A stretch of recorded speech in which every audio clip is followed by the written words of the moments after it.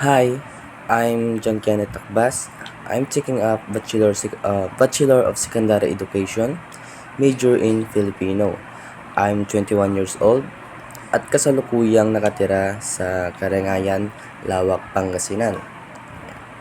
We have 8 tickets na gusto kong i-share sa inyo. The first one is protect your reputation. Kailangan natin pangalagaan kung sino tayo at kung ano yung tingin ng mga tao sa atin, mapa-online man yan o sa personal. Meron kasi yung ibang tao na kung ano yung ginagawa mo sa online ay ganun na rin yung tingin sa'yo sa totoong buhay o sa real world. Ayan, kaya kailangan natin pangalagaan yung pagkatao natin para hindi para maganda yung tingin sa atin ng mga tao. Ayan. Pangalawa ay respect others. Ayan.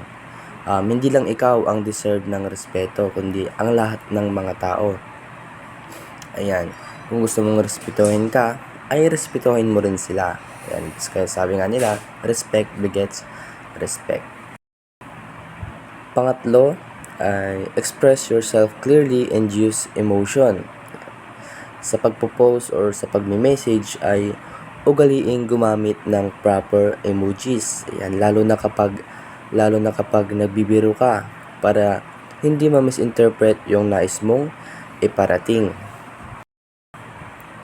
Pang-apat, remember the intellectual property. Sa pagpo-post, kapag gumagamit tayo ng mga quotation sa ating caption ay banggitin rin natin kung saan galing, kung kanino galing ito. Lagi tayong magbigay ng credibility.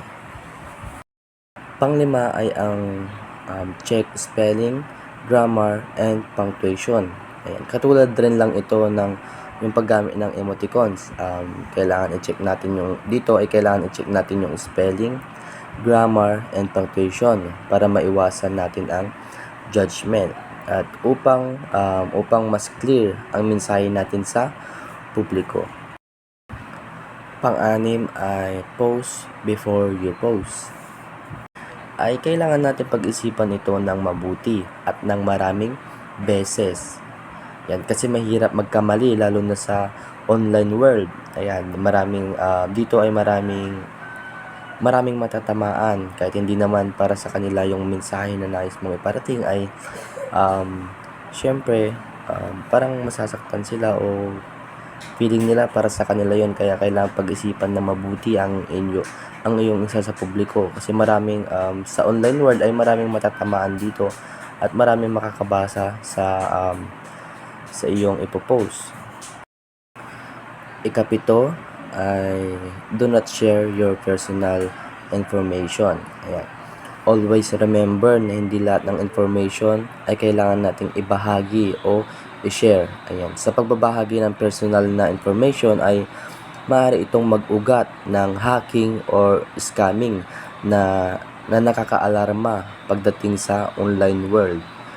Yan, maaari natin itong ikapahamak lalo na sa mga may masamang intensyon sa atin. Mas mapapadali ang kanilang plano kasi lahat ng information natin ay madali nila itong makita o malaman kasi nakapost ito sa online world. At ang panghuli ay ang think about who or what you are representing. Ayan. Kasi hindi lamang tayo yung maapektuhan sa ating mga aksyon, kundi pati na rin ang mga nasa paligid natin.